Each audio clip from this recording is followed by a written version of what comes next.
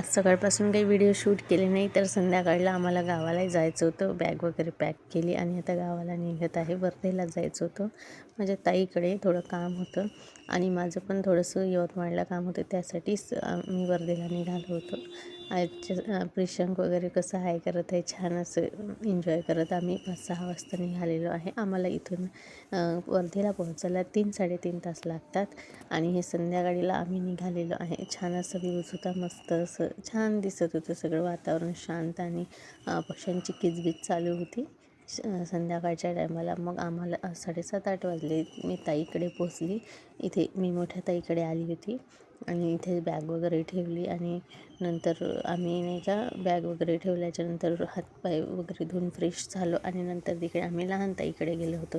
मुलं तिकडे जातो बोलले आणि तिथे मस्त असं एन्जॉय करत होते. ताईच्या मुलीसोबत मस्त खेळत होते आणि छान असं छान मुलांना मजा येत होती मस्ती करण्यामध्ये. प्रिशंक वगैरे हे बघा कसं छान असं ते मस्ती करत आहे.